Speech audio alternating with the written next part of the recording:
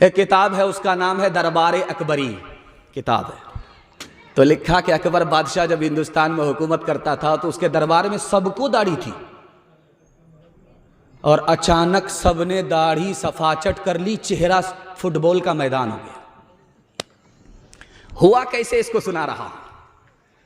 एक आलिम ने, दरबारी आलिम ने खड़े होकर के कहा कि हुजूर की खिदमत में एक सहाबी आए, गोद में बच्चा था, दुआ दिलाने के लिए लेकर के बच्चे को हुजूर की खिदमत में आए। तो अल्लाह के रसूल ने उस बच्चे का चेहरा देख करके कहा कि इसको तो मोच भी नहीं है, दाढ़ी भी नहीं है, जन्नत में सबकी शक्ल ऐसी ही होगी। अब क्या था, बादल गरजा कहाँ, बरसा कहाँ, अगले दिन सब सफाचट हो गए, बच्चे के बाप सफाचट। अब रात में बच्चा परेशान कि ये बाप है कि माँ है। ये सोपोल है, सोपोल से आप यहां चलिए पंजाब जाइए, तो मैं आपको चैलेंज करता हूं, किसी भी पंजाबी को, सिख को भीख मांगता हुआ दिखाइए। आप नहीं दिखा सकते। सोपोल से चैलेंज है आपको, और देखते जाइए आंख फाड़ फाड़ करके, आप पंजाबी को, सिख को भीख मांगता हुआ नहीं देखें। लेकिन मुसलमान का हाल देखिएगा, हट्ठा कट्ठा उल्लू का पट्ठा, भीख का कटोरा लेकर के बोलेगा मौला के नाम पर दे दो, अल्लाह के नाम पर दे दो। पूछने वाले ने कहा अरे शर्म नहीं आती भीख मांगते हो? का किस बात की शर्म? मेरा बाप नेशनल फकीर, मेरा दादा इंटरनेशनल फकीर, खानदानी पेशा। दूसरा नमूना आपकी खिदमत पर रखता हूं, ध्यान से सुनिएगा। ये सोपोल से लेकर के पंजाब तक देखिए, सिख और सरदार को, सिख को, पंजाबी को, कि छोटी बड़ी दाढ़ी जरूर होगी, पगड़ी सर पे जरूर होगी। अब ये दाढ़ी किसकी सुन्नत है? नबी की सुन्नत है। ये पगड़ी किसकी सुन्नत है? नबी की सुन्नत है। जिंदा कौन कर रहा है? सिख और पंजाबी कर रहा है। आज दुनिया जानती है कि जो इज्जत सरदार को मिली है, सिख और पंजाबी को मिली है, मुसलमान को नहीं। एक नबी की सुन्नत को चेहरे पर सजाया, एक नबी की सुन्नत को सर का ताज बनाया। दुनिया पंजाबी नहीं कहती है, सरदार कहती है। आखिरी नमूना आपकी खिदमत में, एक मिसाल से पैगाम को खत्म कर रहा हूं। एक आदमी मुसलमान होकर के 2 लाख रुपए का कुत्ता खरीदा, मुसलमान होकर, और उसको गोद में बैठा करके ऐसे पाल रहा है जैसे लोग बच्चे को पालते। उसको किसी आलिम ने कहा अरे शर्म नहीं आती, नबी ने मना किया है, कुत्ते को घर में पालोगे रहमत के फरिश्ते नहीं आए। तो उस आदमी ने कहा इसीलिए तो पाल रहा, जब फरिश्ता आएगा नहीं, मेरी रूह निकालेगा नहीं, मैं जिंदा ही रहूंगा, मरूंगा ही नहीं। सुभान अल्लाह। कह रहे अल्लाह का बंदा, कुत्ता भी तो मरता है, जो कुत्ते की रूह निकालता है वही तुम्हारी रूह निकालेगा। जो लोग मोहम्मद के वफादार नहीं हैं, अल्लाह की रहमत के वो हकदार नहीं हैं। जो लोग मोहम्मद के वफादार नहीं हैं, हासिल है जिन्हें इश्क़े मोहम्मद का खजीना, कौनैन की दौलत के तलबगार नहीं है। जो दीन हमें दे गए सुल्ताने मदीना, हम उसके बदल लेने को तैयार नहीं है। किस्मों से मोहम्मद के ये बनते हैं फिदाई, अग़यार की रस्मों से जो बेजार नहीं है। किस्मों से मोहम्मद के ये बनते हैं फिदाई, अग़यार की रस्मों से जो बेजार नहीं है। शक्ल तुम्हारी औरत जैसी, तुमने बना ली सूरत कैसी। मोच उड़ाए, दाढ़ी बनवाए, औरत जैसी शक्ल बनाए। तुम्हें क्या हो गया है? तुम्हें क्या हो गया है? माशाल्लाह बड़ी बेदारी के साथ आपने सुना। अगर इसकी हिफाजत हो गई तो अल्लाह 100 शहीद का सवाब हमें देगा। हाथ उठाइए, वादा कीजिए बीवी से पूछ करके दाढ़ी रखेंगे इंशाल्लाह। खैर माशाल्लाह जगह पर आ गए, बड़ी जल्दी जगह पर आए, वरना तो मैं जनाजा ही पढ़ा देता। तीसरा पैगाम आपकी खिदमत में रखता हूं छोटे छोटे बच्चों के हवाले से। और आपके बच्चों को कबूलियत की घड़ी में, जबकि खुदा आसमान पर खुदा आ चुका है, दुआ करता हूँ अल्लाह आपके बच्चों को इल्म से, हुनर से माला माल फरमाए, अच्छा इंसान बनाए, अच्छा मुसलमान बनाए।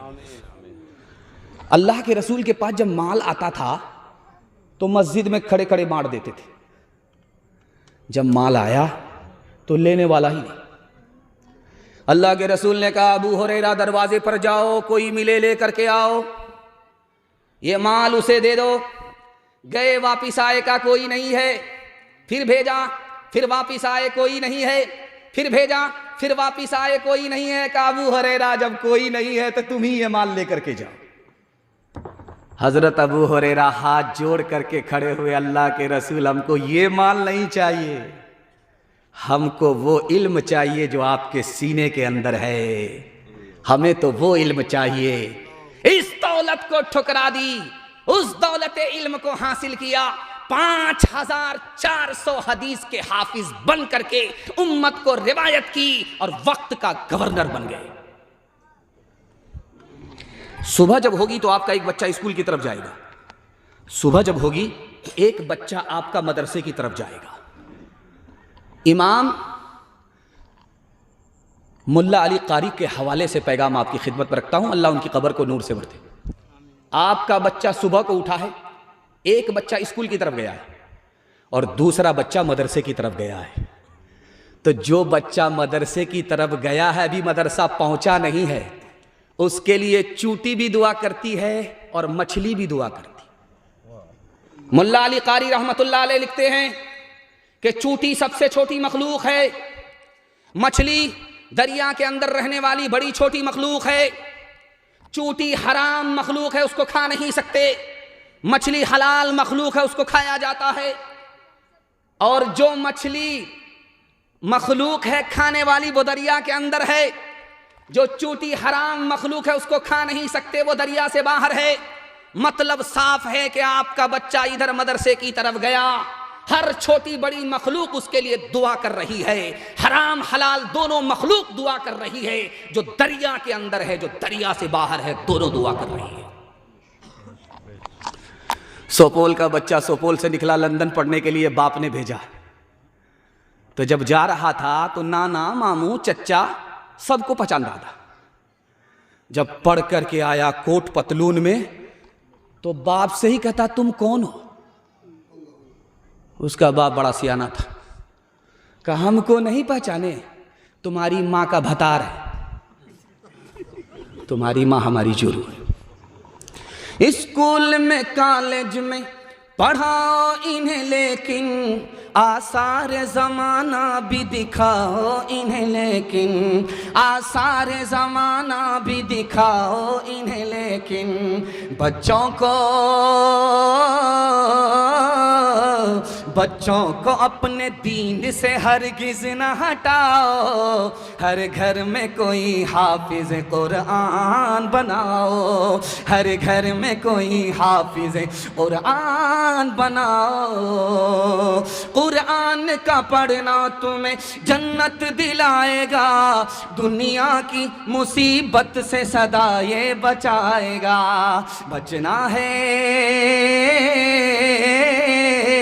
बचना है जहन्नम से तो ईमान बचाओ, हर घर में कोई हाफिज कुरान बनाओ। हाथ जोड़ करके एक पैगाम आपकी खिदमत में दे करके जा रहा हूं। उम्मीद करता हूं कि आप बेदारी के माहौल में सुन रहे हैं, आपके बच्चे का मुस्तकबिल रोशन होगा। आप डॉक्टर बाद में बनाइए, पहले अपने बच्चे को दीन की तालीम से मुसलमान बनाइए। हाथ उठाइए, अपने बच्चे को मुसलमान बनाएंगे। डॉक्टर का फीस नगद, मदरसे का चंदा उधार। हाथ उठा दीजिए इंशाअल्लाह। खैर माशाल्लाह चाचा, मैंने आपको देख लिया है, आप दोनों तरफ से आए, कन्या के भी मामू हैं, दुल्हा के भी मामू हैं। खैर अल्लाह हमारे सुनाने को, आपके सुनने को बेहद कबूल फरमाए। कुरान के हवाले से पैगाम, ज़हमत तमाम जलसे में, मदरसे में, मस्जिद में, गांव में जलसा होता था, मगर एक आदमी जलसा सुनता नहीं था। उससे किसी ने पूछा कि बस्ती में जब भी जलसा होता है तुम जलसा क्यों नहीं सुनते?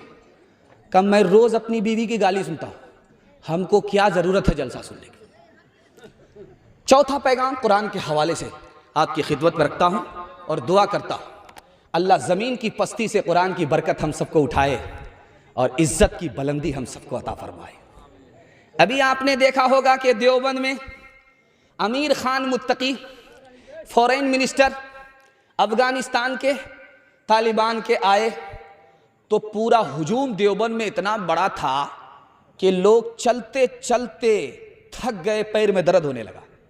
देवबंद इतना बड़ा है कि कोई अगर पैदल चलना चाहे तो पैर फूल जाएगा, इतना लंबा चौड़ा है। इस मुल्क के वज़ीर तालीम थे, उनका नाम था मौलाना अबुल कलाम आज़ाद। दुआ कीजिए अल्लाह उनकी कब्र को नूर से भर दे। वो देवबंद देखने के लिए जब आए तो पैदल घूम रहे थे, इधर घूम रहे थे, इधर मुआयना कर रहे थे, उधर मुआयना कर रहे थे। मुआयना हो रहा है, पैर फूल गया, पैर में दर्द होने लगा, पूरा सर भारी हो गया। उसके बाद हाथ जोड़ करके कहने लगे मैं थक गया हूं, मेरा पैर दर्द कर रहा है, मेरी थकावट का इलाज करो। अब इतना बड़ा आलिम कह रहा है कि मेरी थकावट का इलाज करो तो लोग समझे नहीं, कहा कि मैं कैसे इलाज करूं। कह रहे अल्लाह का बंदा, मेरी थकावट का इलाज ये है कि तुम अच्छे किसी कारी को कुरान पढ़ने के लिए बुलाओ, वो कुरान सुनाएगा और मेरी थकावट दूर हो जाएगी। रोम का एक बादशाह था, उसका नाम था कैसर। उसके सर में जब दर्द हुआ तो पूरी दुनिया के डॉक्टर को उसने बुलाया, लेकिन उसका दर्द नहीं छूटा। उतने आजिज आकर के हजरत उमर को खत लिखा, हुजूर करें तो क्या करें, मेरे सर का दर्द ही नहीं छूट रहा है। तो हजरत उमर ने एक टोपी भेज करके कहा कि इसको जैसे सर में लगाओगे तुम्हारा दर्द खत्म हो जाएगा। टोपी जैसे ही हजरत उमर की खिदमत से आई, उसने जैसे ही सर पे लगाया, सर का दर्द खत्म हो गया। उसने आजमा करके देखा कि टोपी की वजह से दर्द खत्म हुआ है या किसी और वजह से। उसने टोपी को उतार करके देखा, दर्द शुरू हो गया। फिर टोपी को पहना, दर्द खत्म हो गया। उसने सोचा कि आखिर इस टोपी में जादू क्या है। कैंची लेकर के काट करके देखा, एक पर्ची निकली। पर्ची को खोल करके पढ़ा तो उसमें बिस्मिल्लाहिर्रहमानिर्रहीम लिखा हुआ था। उसने कहा कि बिस्मिल्लाहिर्रहमानिर्रहीम कुरान की एक आयत है। जब एक आयत का ये हाल है तो पूरे कुरान का क्या हाल होगा।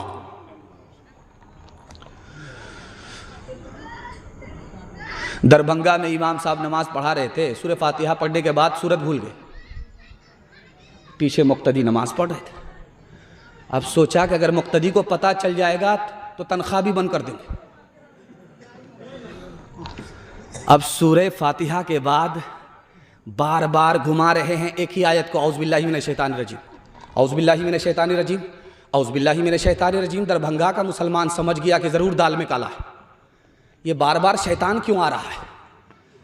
तो पीछे एक मुंहफट मुक्तदी था, नमाज में ही कहा, इमाम साहब समझ में आ रहा है, कसूर शैतान का नहीं है, शैतान का कसूर नहीं है, कसूर आपका अपना है, आपको आगे याद ही नहीं है।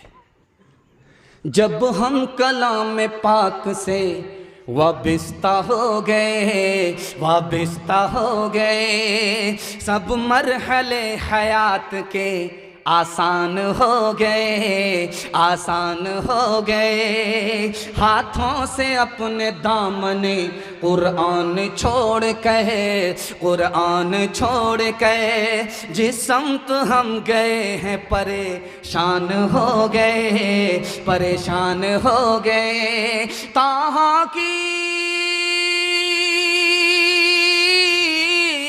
ताहा की आयतों पे जो नजरे उमर पड़ी, एक लख्त कलमा पढ़ के मुसलमान हो गए, मुसलमान हो गए। एक लख्त कलमा पढ़ के मुसलमान हो गए। कुरान पर अमल होगा, कुरान की तिलावत करेंगे, हाथ उठा दीजिए इंशाअल्लाह। रमज़ान के बाद कुरान ताक में हाथ उठा दीजिए इंशाअल्लाह। खैर माशाअल्लाह बाराती में आप लोग आए हैं, दांत पिजा करके आए हैं, लेकिन यहाँ तो हड्डी बोटी कुछ नहीं मिलने वाली है, सिर्फ दुआ मिलेगी। जिंदा रहेंगे तो ज़िंदगी मिलेगी, मर गए तो कुरान खानी मिलेगी, इसके अलावा कुछ नहीं मिलेगा। पांचवा पैगाम यहाँ से लेकर के वहाँ तक बेदारी के माहौल में सुनने के लिए तैयार है? जोश के साथ हाथ उठाइए इंशाअल्लाह। दुनिया और आखिरत के हवाले से आपकी खिदमत पे पैगाम है। जिस वक्त हज़रत अक़दस मौलाना अलाउद्दीन साहब सुना रहे थे तो वो घबरा रहे थे। कुछ लोग यहाँ थे, कुछ लोग कहीं थे, लेकिन मैंने देखा जहाँ खाना पक रहा था वहाँ ज़्यादा थे। समझ में आ गया था कि रूहानी ग़िज़ा चाहिए या जिस्मानी ग़िज़ा चाहिए। बड़ा खूबसूरत पैगाम आपकी खिदमत में रखता हूँ। अभी आप देख रहे हैं मैं आपके सामने हूँ, बयान कर रहा हूँ। अक्टूबर का महीना ख़त्म हो रहा, सर्दी आ गई है, लेकिन पसीना छूट रहा। ये नहीं, पंखा मत चलाइए, पंखा मत चलाइए। जितना पसीना छूटेगा उतना सवाब मिलेगा, वरना बंगाली भाई किसका खाया पिया घस का। तो मैं ये कहना चाह रहा था कि आप देखिए, मैं आपके सामने बैठा हूँ, सर्दी का ज़माना है लेकिन पसीना छूट रहा है। लेकिन मदीने में जब आप दोपहर के वक्त में मैदान में चलेंगे और आपके सर पर सूरज होगा तो ज़मीन ऐसे खोलती है जैसे चूल्हे पर हांडी खोलती। अल्लाह के रसूल ने सहाबा को जमा फरमाया, कहा देखो ये ज़मीन खोल रही है जैसे हांडी पर चूल्हा खोलता है। गर्मी है, जूता उतार करके इस तपती रेत पर खड़े हो जाओ और हिसाब दो, जो मैंने कल तुम्हें पैसा दिया था कहाँ खर्च हुआ, कितना बाकी है, कितना बचा, कहाँ कहाँ खर्च हुआ, कैसे खर्च हुआ, हिसाब दो। पहला आदमी जूता उतार करके जैसे ही पैर रखता है उसका पैर भी जल्ला, दिमाग भी खोल रहा, हिसाब भूल गया, वो भी नाकाम। दूसरा आया वो नाकाम, तीसरा आया वो नाकाम। अब बारी आई आखिरी आदमी की, उसका नाम था हजरत अली रजी अल्लाह अन्हु। अल्लाह के रसूल ने कहा, अली सबसे कम पैसा मैंने तुमको दिया है, जूता उतारो, पैर रखो, हिसाब दो। फटाफट हिसाब दिया, फटाफट हिसाब दिया, झटाझट हिसाब दिया, फटाफट हिसाब दिया। अल्लाह के रसूल ने उस मौके से कहा, लोगों दुनिया में तुम्हारे पास ज़रूरत से जितना कम पैसा होगा हिसाब उतना आसान होगा, ज़रूरत से जितना ज़्यादा पैसा होगा हिसाब उतना मुश्किल होगा। अभी आफ्ताब भाई के हवाले से लोग कह रहे थे कि आफ्ताब तो दिन में निकलता है, लेकिन ये आफ्ताब रात में निकलता है। ये आफ्ताब सखावत का आफ्ताब है, वो रात दिन निकलता है। अल्लाह सखावत को आबाद रखे, मुबारकबाद रखे।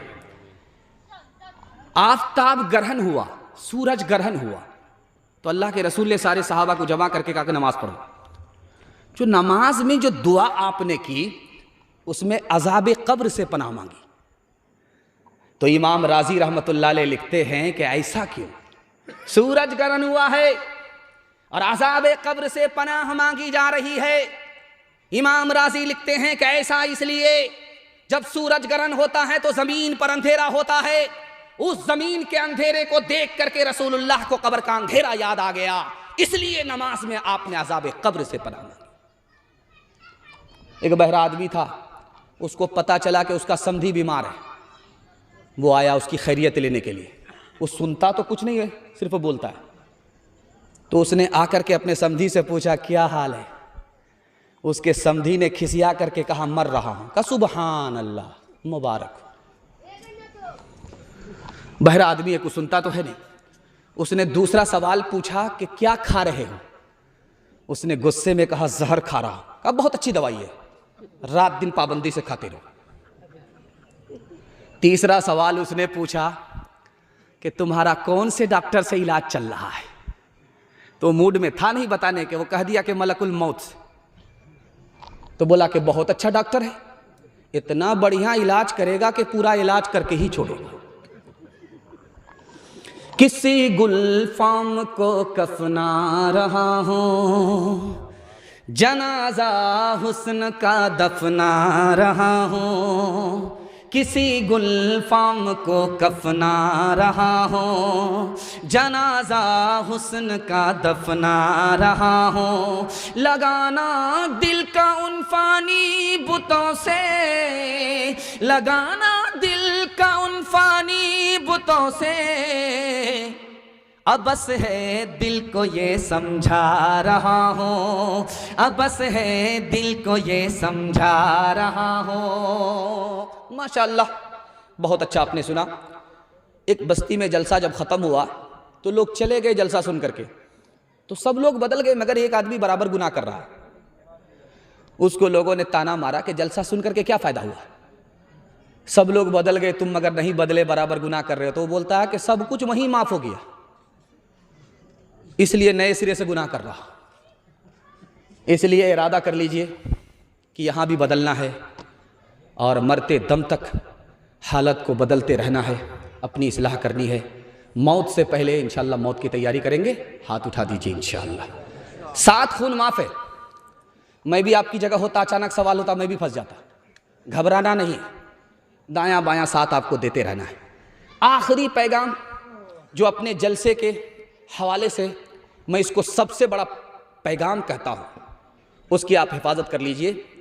मैं गारंटी देकर के जा रहा हूँ, आपके हाथ पर भी पैसा, जेब में भी पैसा, घर में भी पैसा, ज़रूरत ख़त्म हो जाएगी, पैसा ख़त्म नहीं होगा। आपको सिर्फ 2 काम करने हैं, हलाल कमाना है, हिसाब से खर्च करना है।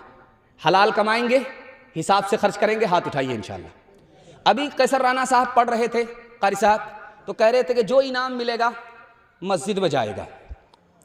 तो माशाअल्लाह आपने इनाम कम दिया,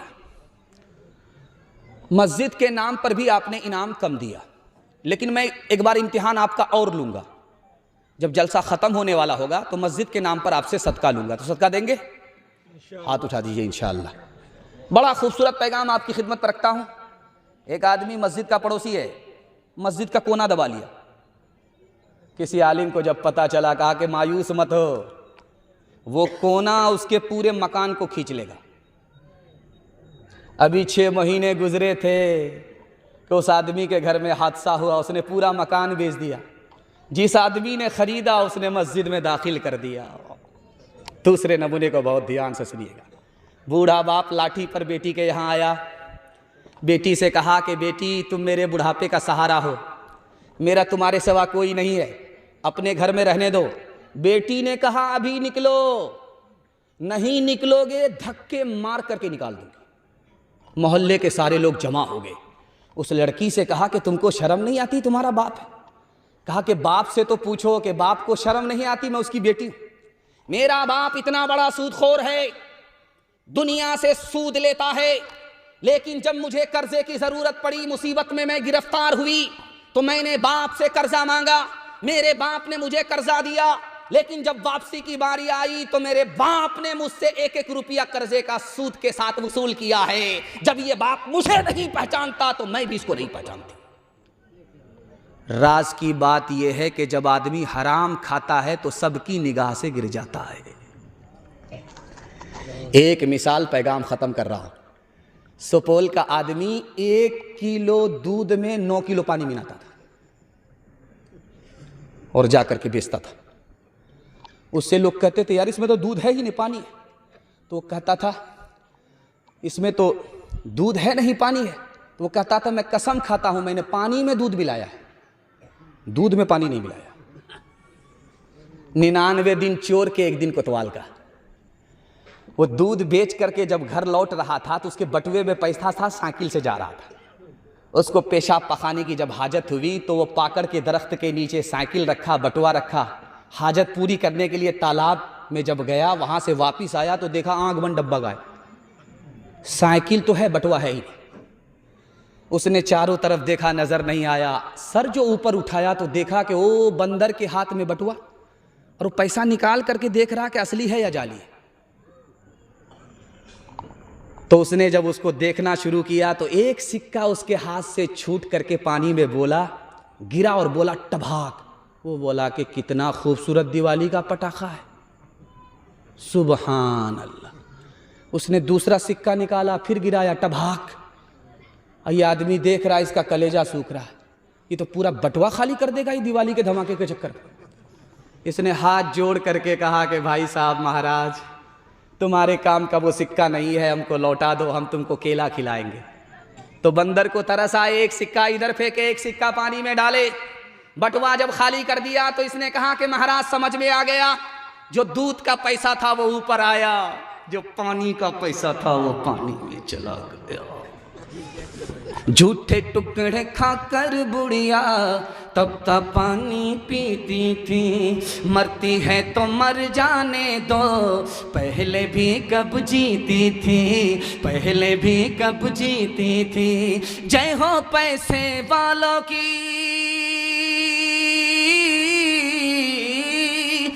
हो पैसे वालों की, गेहूं के दलालों की, इनका हद से बढ़ा मुनाफे कुछ ही कम है डाके से, कुछ ही कम है डाके से।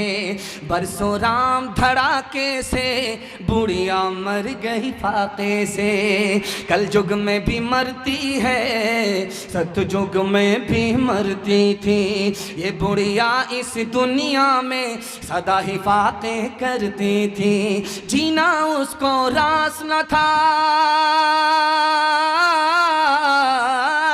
जीना उसको रास न था, पैसा उसके पास न था, उसके घर को देख के लक्ष्मी मुड़ जाती थी नाके से, मुड़ जाती थी नाके से।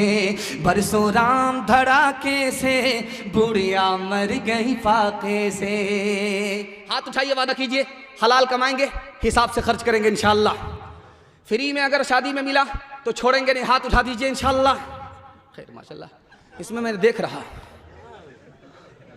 नीयत के कितने पक्के हैं, सब नजर आ रहा है।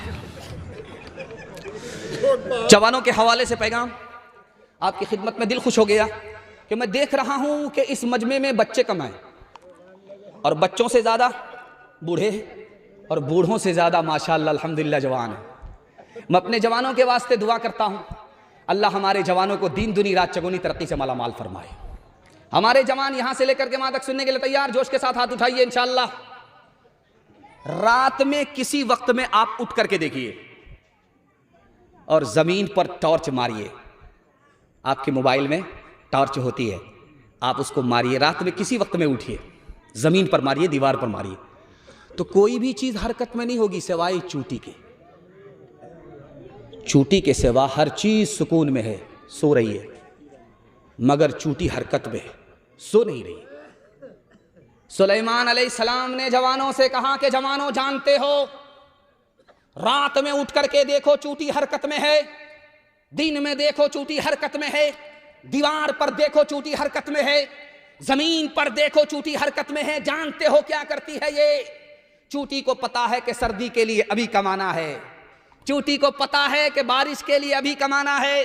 रात दिन मेहनत करके चूंटी ने हलाल कमाया, खानदान को भी बचाया, जान को भी बचाया। इस महंगाई में अपनी जान खानदान को बचाना चाहते हो तो चूंटी से सबक लो, रात दिन मेहनत करके हलाल कमाओ, ईमान भी बच जाएगा, जान भी बच जाएगी।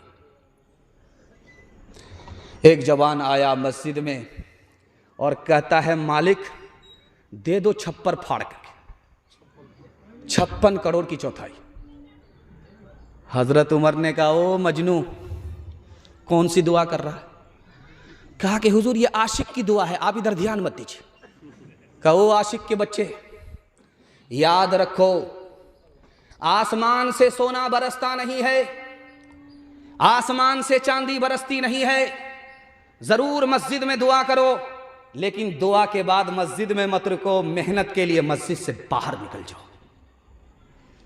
एक जवान अपने दोस्तों से कह रहा था मेरी शादी राजा की बेटी से हो रही। उसके दोस्तों ने कहा कहां राजा भोज, कहां गंगवा तेली, तुम्हारी शादी राजा की बेटी से कैसे हो रही? कहा मेरी तरफ से कबूल है, उसकी तरफ से बाकी। हाथ उठाइए, वादा कीजिए हलाल कमाएंगे, हिसाब से खर्च करेंगे, फ्री में शादी करेंगे अल्लाह पर भरोसा करके। हाथ उठाइए इंशाअल्लाह। अपनी और अपने बेटे की शादी फ्री में करेंगे, हाथ उठा दीजिए इंशाअल्लाह। अच्छा माशाअल्लाह, कुछ लोग हाथ उठाए, वो दूसरी और तीसरी के चक्कर में उनकी बीवी ने चैनल के जरिए से देख लिया हाथ को, तो जहर खिला करके ऐसा मारेगी कि सीधे कयामत में उठेंगे। हाल न पूछे दर्द न बांटे इस जंगल के लोग, अपना अपना सुख है सबका, अपना अपना सुख। कोई नहीं जो हाथ बढ़ा कर, कोई नहीं जो हाथ बढ़ा कर गिरतों को ले थाम। बाहर से चुप चुप लगता है, अंदर है कोहराम। बाहर से चुप चुप लगता है, अंदर है कोहराम। आपको ये मिसरा मिसदाक के बगैर समझ में नहीं आएगा, मैं मिसदाक को ले आता हूं तो आपको मिसरा ज्यादा समझ में आएगा। कल बारात जाने वाली है, लड़का लड़की को फोन कर रहा है कि तुम्हारे बाप ने 4 चक्का का वादा किया था, 4 चक्का खरीदा है कि नहीं, 4 चक्का खरीदा है कि नहीं। तो लड़की ने उसको तसल्ली दिया, अरे आप परेशान क्यों होते, शादी तो होने दीजिए, पीछे से दे देगा। मतलब उधार है, पीछे से दे देगा। अब उधार का नाम सुन करके उसका दिमाग ऐसा खराब हुआ कि तलवे का खून उसके दिमाग पर आया और वो खिसिया करके कहता है कि तुम्हारे बाप की औकात है 4 चक्का देने की। तो जैसा लड़का वैसी लड़की। लड़की ने कहा कि मेरे बाप की तो औकात है हवाई जहाज देने की, तुम बताओ कि तुम्हारे बाप की औकात है एयरपोर्ट बनाने की। हलवाई की दुकान नाना जी का फातिहा। दीवारों के इस जंगल में भटक रहे इंसान, अपने अपने उलझे दामन झटक रहे इंसान, अपनी बीती छोड़ के आए, अपनी बीती छोड़ के आए, कौन किसी के काम, बाहर से चुप चुप लगता है अंदर है कोहराम, बाहर से चुप चुप लगता है अंदर है कोहराम। इतना डूब करके आपने सुना है कि महसूस होता है कि मैं आपको 2 घंटे भी सुनाता रहूं तो आपकी प्यास बाकी रहेगी, बुझेगी नहीं। और इतना गौर से आपने हमको देखा है कि मुझे डर लगता है कि कहीं आपकी नज़र न लग जाए, लेकिन मैं भी चालाक आदमी हूं, दम करके बैठा हूं। लगाइए कितनी नज़र लगाते हैं आप। जवानों के हवाले से पैगाम और जहमत तमाम हमारे जवान दारू के हवाले से। अभी देख रहा था कि जब 4 चक्का से लोग आ रहे थे तो पुलिस वाले रोक करके कहते थे कि रोकिए, तो कागज नहीं देख रहे थे, डिग्गी देखते थे, डिग्गी में क्या है, कहीं वोट में दारू के बदले सौदा तो नहीं किया है। मतलब दारू को चेक किया, सिर्फ डिग्गी को चेक किया और कुछ नहीं, कागज को चेक नहीं किया। बस दारू के हवाले से 3 मिनट का पैगाम अपने जवानों के नाम देता हूं और हाथ जोड़ करके आपसे कहता हूं, आप सिर्फ दारू से बच जाइए, आपके खानदान को अल्लाह बचा लेगा। अगर आप नहीं बचे, आप तो तबाह होंगे, आपका खानदान भी तबाह हो जाएगा। इसको सामने रखिए। इतना बड़ा मजमा है जलसे का, कौन आदमी कैसा है 1 मिनट में अगर जानना चाहते हैं तो थर्मामीटर दे रहा हूं। इसमें कौन अच्छा आदमी है आपको देखना है, 1 लाइन में पता चल जाएगा। इसमें कौन बुरा आदमी है आपको 1 मिनट में पता चल जाएगा। मैं कसौटी दे रहा हूं, आप तजर्बा करके देखिए। जिस आदमी को देखना इस मजमे में अच्छा है या बुरा है, उसके दोस्त को देखिए। अगर उसका दोस्त नमाजी है समझ जाइए ठीक ठाक आदमी है। अगर उसका दोस्त शराबी है, पियक्कड़ है, तो समझ जाइए कि ये ऊपर से फीट फाट है, नीचे से मकामा घाट है। एक सहाबी आए, कहा या रसूल अल्लाह मुझे पता चला है कि शराब हराम हो गई है। कहा बिल्कुल सही है, शराब हराम हो गई। कहा या रसूल अल्लाह मैं ये शराब किसी को वापस कर सकता हूं, जिससे खरीदा हूं उसको वापस कर सकता हूं। कहा बिल्कुल नहीं। कहा या रसूल अल्लाह मुसलमान के लिए शराब हराम है, गैर मुस्लिम के लिए हलाल है, गैर मुस्लिम को दे सकता हूं। कहा बिल्कुल नहीं।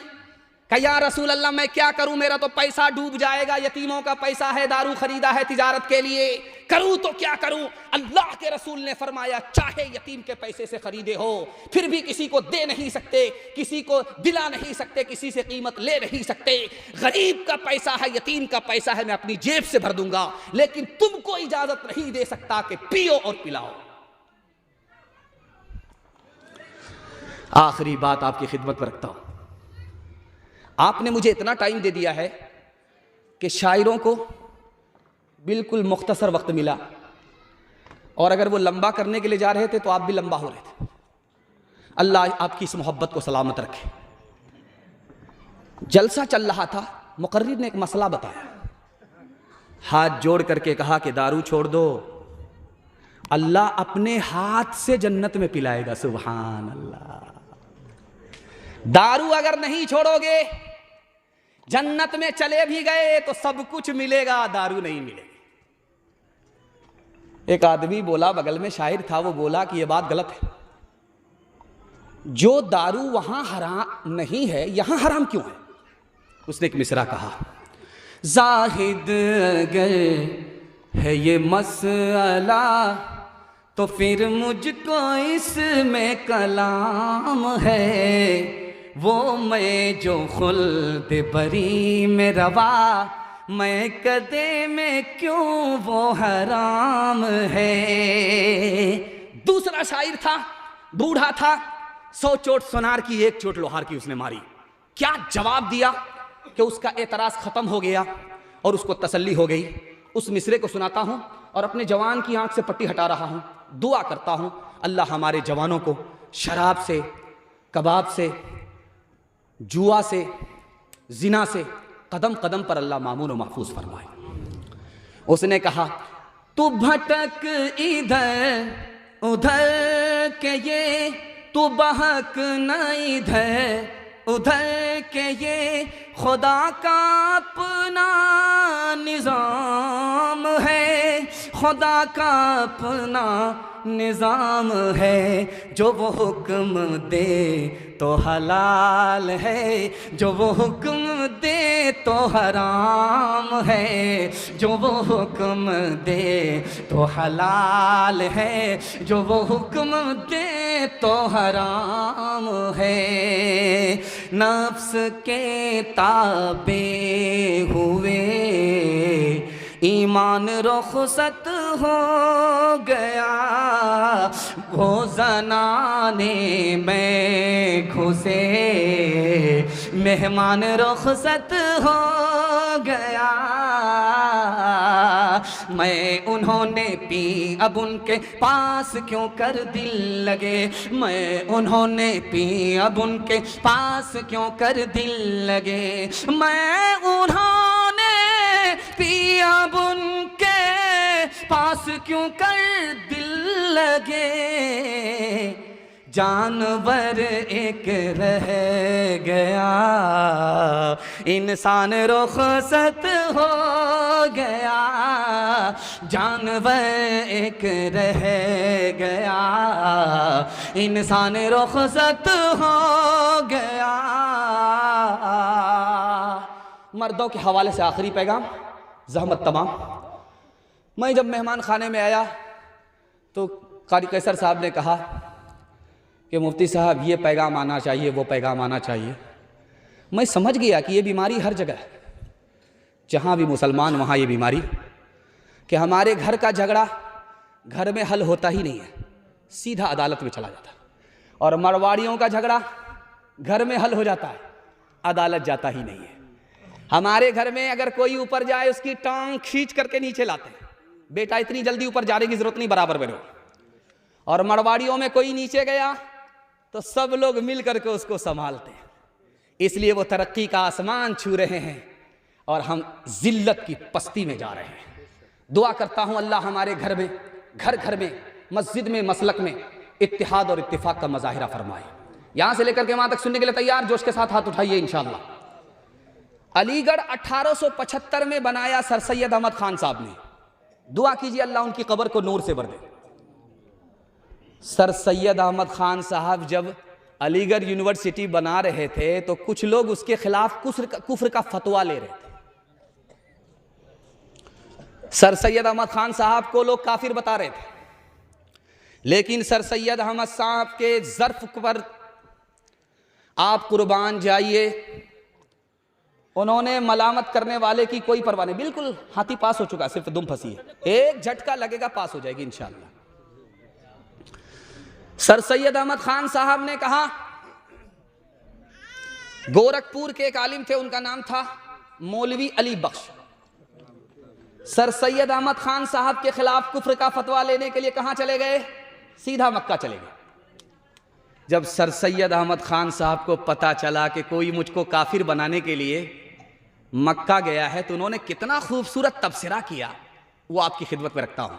अल्लाह ज़र्फ दे तो ऐसा ज़र्फ दे, इत्तिहाद दे, मोहब्बत दे तो ऐसी मोहब्बत, ऐसा इत्तिहाद दे।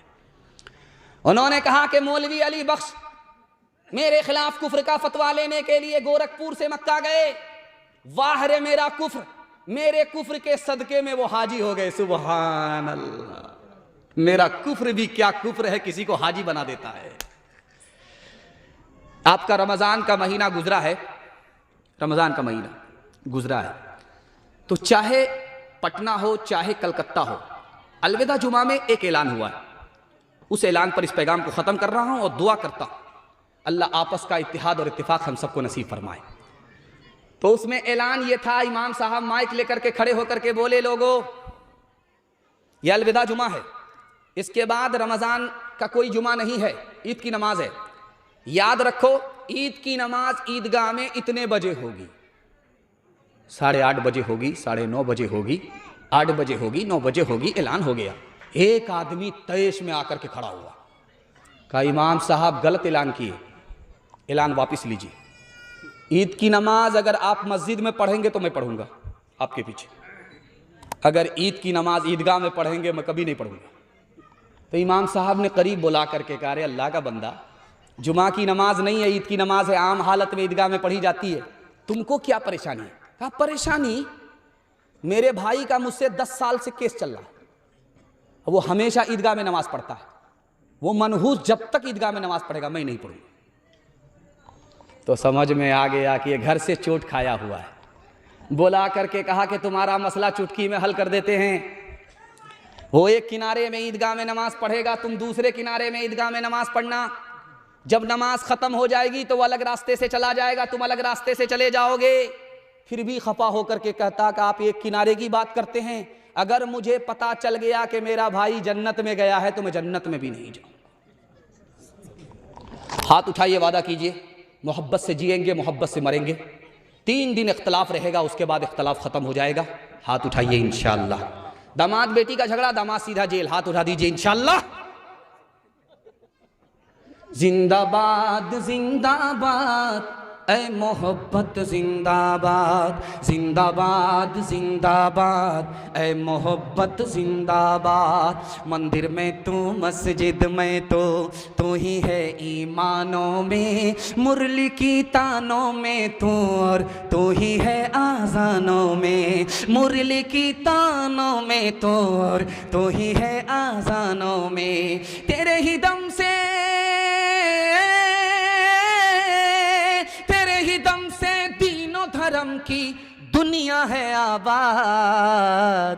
जिंदाबाद जिंदाबाद ऐ मोहब्बत जिंदाबाद। ताजे हुकूमत जिसका मजहब फिर उसका ईमान कहाँ, जिसके दिल में प्यार न हो वो पत्थर है इंसान कहाँ, जिसके दिल में प्यार न हो वो पत्थर है इंसान कहाँ। प्यार के दुश्मन होश में प्यार के दुश्मन होश में आ, तू जाएगा बर्बाद। जिंदाबाद जिंदाबाद ऐ मोहब्बत जिंदाबाद। माशाल्लाह पैगाम ख़त्म हो गया और सिर्फ 5 मिनट के लिए मेरे हिस्से का जलसा बचा हुआ है। औरतों के हवाले से 3 पैगाम, यहाँ से लेकर के वहाँ तक सुनने के लिए तैयार? हाथ उठाइए इंशाल्लाह। बहन से ज़्यादा साली पर मेहरबान, हाथ उठाइए इंशाल्लाह। माशाअल्लाह माशाअल्लाह। पाँव उठाइए। आज से 40 साल 50 साल पहले 2 चीज की हिफाजत होती थी घर के अंदर, 2 चीज की हिफाजत घर के अंदर होती थी। एक थी दौलत, उसकी हिफाजत भी घर के अंदर होती थी, और दूसरी चीज थी औरत, औरत की भी हिफाजत घर के अंदर होती थी। 40 साल गुजरने के बाद जमाना बदल गया। जो दौलत घर के अंदर थी वो घर से निकल करके बैंक में पहुंच गई, जो औरत घर के अंदर थी वो घर से निकल करके बाजार में पहुंच गई। न ईमान सलामत है, न आबरू की हिफाजत है। दूसरे नमूने को बहुत ध्यान से सुनिएगा। कुछ औरत को देखिएगा, समाज में बुर्का होता है जिस्म में, और चेहरे पे नकाब होता है। जिंदा रही, बुर्के के साथ रही, नकाब के साथ रही, इंतकाल कर गई तो वसीयत करके जा रही है कि मेरे जनाजे को दफन करना तो रात में दफन करना, ताकि लोगों को पता ना चले कि लंबी थी या नाटी थी या दुबली थी कि पतली थी, नसीहत करके जा रही है। लिखने वाले ने लिखा कि जानते हो ये बुर्का जो जिस्म के ऊपर है, चेहरे पर जो नकाब है, इस्लाम की जबान में इसको क्या कहा जाता है? सत्तारुल उयूब। सत्तारुल उयूब का मतलब है अगर ये औरत बुर्के के साथ दुनिया में जिंदा रही तो अल्लाह कदम कदम पर उसके ऐब को छुपाएगा। अगर ये औरत उसी हाल में मर गई तो अल्लाह इस पर्दे की वजह से, बुर्के की वजह से उसके एक एक गुनाह को माफ कर देगा। लड़की आगे आगे जा रही थी, लड़का पीछे था। तो लड़की ने पलट करके देखा, जान न पहचान, कहां से आए मेहमान? तो लड़का बोला, मैं तुम्हारे ऊपर आशिक हूं। क्या आशिक के बच्चे अभी पता चल जाएगा कि तुम डुप्लीकेट हो कि ओरिजिनल हो, 2 मिनट में पता चल जाएगा। लड़की ने कहा कि अरे तुम मुझ पर क्या आशिक हो? मेरे पीछे जो मेरी बहन आ रही है मुझसे ज्यादा खूबसूरत है। अगर आशिक होना तो उसके ऊपर आशिक हो जाओ। अब ये मजनू इसको छोड़ करके उधर ताक झांक कर रहा है। लड़की ने दोनों गाल में 2 तमाचा मार करके बंदर की तरह लाल कर दिया। कहा कि तुम ओरिजिनल नहीं हो, डुप्लीकेट हो। अगर तुम मुझ पर आशिक होते तो मेरी तरफ ध्यान होता, दूसरे की तरफ ताक झांक नहीं करते। अपने घर की औरत की आबरू और ईमान की हम खुद हिफाजत करेंगे। हाथ उठाइए इंशाअल्लाह। खुली फिरती है जो आज़ाद वो खतरे में रहती हैं, हिफाजत से हमारी मुर्गियाँ डरबे में रहती हैं। बुजुर्गों की शराफत का भरम रखने में रहती हैं, हमेशा खानदानियों रते पर्दे में रहती हैं। खुला एक आसमां दे इनको उड़ने के लिए मौला, तमन्नाओं की चिड़िया ख्वाब के पिंजरे में रहती हैं। आखिरी पैगाम आपको कितनी दुआ दूं?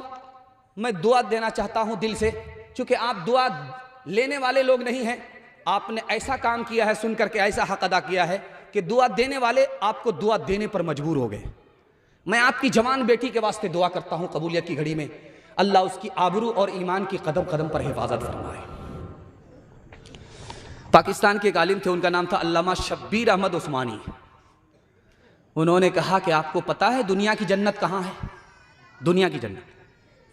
तो लोगों ने कहा कि हजरत बताइए दुनिया की जन्नत कहाँ है? कहा कि दुनिया की जन्नत को अगर देखना चाहते हो, जैसा सुकून जन्नत में वैसा सुकून इस दुनिया की जन्नत में, जानते हो कहां है? तो मैं बता रहा हूं, जिस घर में बीवी एक हो, शौहर नेक हो, वो दुनिया की जन्नत है। उसमें ऐसा सुकून मिलता है जो जन्नत में मिला करता है। एक आदमी अल्लाह के यहां क़यामत में जब जाएगा तो अल्लाह फरिश्ते से पूछेगा इसके नामे अमाल को चेक करो, नेकी है? तो फरिश्ते इधर से उल्टा करके देखेंगे, उधर से उल्टा करके देखेंगे, हाथ जोड़ करके फरिश्ते कहेंगे मालिक एक भी नेकी नहीं है, गुनाह से नामे अमाल भरा हुआ। तो फरिश्ते कहेंगे अब इसके लिए क्या किया जाए? इसको जन्नत से निकाला जाए, जहन्नम में दाखिल किया जाए, या जन्नत और दोज़ख दोनों से अलग कर दिया जाए? मालिक इसके लिए क्या किया जाए? तो खुदा की तरफ से ऐलान होगा इसको जन्नत में दाखिल करो। चाहे नेकी नहीं है, लेकिन एक काम ये करता था, अपनी बीवी पर मेहरबान था, करम करता था, सितम नहीं करता था। अपने बच्चे पर मेहरबान था, करम करता था, सितम नहीं करता था। जलसा में एक मसला बताया आलिम दीन ने। अभी एक बात आपको बता रहा था कि कारी साहब जब खड़े हुए तो कहा, जब वो पढ़ रहे थे तो इनाम आ रहा था, जब मस्जिद का नाम आया तो इनाम रुक गया। आपको हैरत होगी कि ऐसा कैसा हुआ, लेकिन जो मुताला आपकी खिदमत पर रखता हूं आपका दिल मजबूत हो जाए। ऐसा हुआ क्यों? इनाम आ रहा था, बरस रहा था, लेकिन जैसे उन्होंने मस्जिद का नाम लिया इनाम रुक गया। बता रहा हूं, राज सुनिए। जब आदमी 10 रुपया लेकर के खड़ा होता है मस्जिद मदरसा में सदका देने के लिए, तो 70 शैतान उसको रोकता है। कितना? 70 शैतान उसको रोकता है। इसलिए आप देखेंगे कि मस्जिद का नाम आया तो लोग आए ही नहीं, जेब में पैसा ज़रूर था लेकिन नहीं आए। शैतान ने अपना काम कर दिया। 10 रुपया लेकर के कोई निकले सदका के लिए तो 70 शैतान रोकता है। 2 मिनट में आपका जलसा खत्म हो रहा है। 70 शैतान रोकता है। एक आदमी खड़ा हुआ 20 से बोला कि आज मैं 10,000 रुपया सदका खैरात करके आता हूं, देखता हूं कौन शैतान मुझको रोकता है। शैतान को पछाड़ करके मैं आ रहा हूं। वो जलसा से निकला, घर पहुंचा, जैसे उसने संदूक खोला, 10,000 की गड्डी को हाथ में लिया, अब जेब में लेने वाला था, उसकी बीवी ने हाथ पकड़ लिया। कहां ले जा रहे? कहा सदका करने। कहा क्यों? कहा मौलाना ने मसला बताया। कहा तुम्हारी भी खैरियत लूंगा, तुम्हारे मौलवी भी खैरियत लूंगा, भलाई इसी में, जैसा जहां पैसा है वहीं रखो। अब वो वापिस आकर के मजमे में बैठ गया मुंह लटका करके। अब मौलाना ने कहा अरे सीना तान करके गए थे कि आज खैरात करके आऊंगा, 70 शैतान को शिकस्त दे करके आऊंगा, अरे वहां से आए मुंह लटका करके सर झुका करके क्यों बैठ गए? उसने कितनी प्यारी बात कही। उसने कहा कि 70 शैतान को शिकस्त दे करके आ रहा हूं। 70 शैतान को तो मैंने शिकस्त दे दिया, लेकिन शैतान की खाला से हार गया। कौन किसे का हबीब होता है, कौन किसे का रकीब होता है, कौन किसे का यूं ही बन जाते हैं वहाँ रिश्ते, यूं ही बन जाते हैं वहाँ रिश्ते, जहाँ जिसका नसीब होता है, जहाँ जिसका। जलसा खत्म हो गया। मेरी आदत है जब मैं मजमे से खुश होता हूँ तो अपनी तरफ से फाव दे करके जाता हूँ। जब मछली लोग खरीदते हैं बराबर बराबर डंडी होती है, फाव 2-4 तो दीजिए ना। 2-4 के चक्कर में 1.5 किलो कर लेते। 1 किलो का पैसा 1.5 किलो। वो फाव दे करके मैं आपकी खिदमत में, आपकी खिदमत से रुखसत होना चाहता हूँ। आप लोग सुनने के लिए तैयार हैं? माँ बाप की खिदमत करेंगे? माँ बाप मर गए, दुआएं मगफिरत करेंगे? हाथ उठाइए इंशाअल्लाह। बूढ़ा पीछे पीछे चल रहा था, जवान आगे। अल्लाह के रसूल ने रोक करके पूछा ये बूढ़ा कौन है जिस तुम्हारे पीछे पीछे चल रहा? कहा मेरा बाप है। कहा सुबहान अल्लाह। अगर ये तुम्हारा बाप है तो बाप से आगे मत चलना। अगर ये तुम्हारा बाप है तो बाप से पहले मत बैठना। अगर ये तुम्हारा बाप है बीमारी और बुढ़ापे की वजह से कपड़े में पेशाब कर दे तो उसके कपड़े को इस तरह धोना जैसे बचपन में मोहब्बत से तुम्हारे पेशाब को धोया है। बेटा नाफरमान हुआ, दोजख में पहुंच गया। उसके माँ बाप अपने माँ बाप के नाफरमान हुए, वो दोजख में पहुंच गए। आखिरी मिसाल, पैगाम खत्म कर रहा। तो दोजख में बेटा भी जल रहा है, माँ बाप को देख रहा है। माँ बाप भी जल रहे हैं, बेटे को देख रहे। तो बेटा खुदा से कहता है मालिक मैं आग में जल रहा हूं, मुझे इसकी कोई परवाह नहीं है, लेकिन मेरे माँ बाप आग में जल रहे हैं, मैं बहुत शर्मिंदा हूं। मेरे खुदा मेरे माँ बाप को, मेरे माँ बाप के गुनाह को मेरे सर पर डाल दो। मेरे माँ बाप को जहन्नम से निकाल दो, जन्नत में दाखिल कर दो। माँ बाप के गुनाह की सजा मुझको दो। तो खुदा कहेगा लो भाई, सुबहान अल्लाह, ये तो माँ बाप का दुनिया में बहुत बड़ा नाफरमान था, और आखिरत में ये अपने माँ बाप का तरफदार बन करके माँ बाप को दोज़ख से निकालना चाहता है। खुदा बोलेगा कि तुम्हारी अदा मुझको पसंद आई, चलो तुम अपने माँ बाप के हाथ को पकड़ो, माँ बाप के साथ जन्नत में चले जाओ। माँ बाप के खैर खा को मैं दोज़ख में नहीं रखा करता। हाथ उठाइए, वादा कीजिए माँ बाप की खिदमत होगी इंशाअल्लाह। बीवी जब मर जाएगी तब खिदमत होगी इंशाअल्लाह। शादी से पहले माँ बाप को, शादी के बाद सास ससुर को कमा करके खिलाएंगे इंशाअल्लाह। वो थे महरूम, माशाअल्लाह, अल्लाह उनके सदक़े को कबूल फरमाए, उनकी इज़्ज़त आबरू की कदम कदम पर अल्लाह हिफाजत फरमाए, फ़ातिमा और आयशा का नमूना बनाए, जन्नत जाने वाली, जन्नत ले जाने वाली बनाए। वो थे महरूम मगर तुझको पढ़ाया भी है, हो पसीना तेरी खातिर तो बहाया भी है, हो पसीना सर उठा कर जो तू रहता है आज शाह में, सर उठा के जो रहता है तू शाह में, ये तेरे बाप का सदका है इस काबिल बनाया है, ये तेरे बाप का। एक बार आपके माँ बाप के लिए मैं दुआ करता हूँ और माँ बाप की खिदमत के लिए आपके लिए दुआ करता हूँ। आपके माँ बाप को आपकी दुआ की बरकत से अल्लाह जन्नतुल फिरदौस में जगह अता फरमाए और आपकी को अल्लाह माँ बाप की खिदमत के सदक़े में जन्नतुल फिरदौस में जगह अता फरमाए।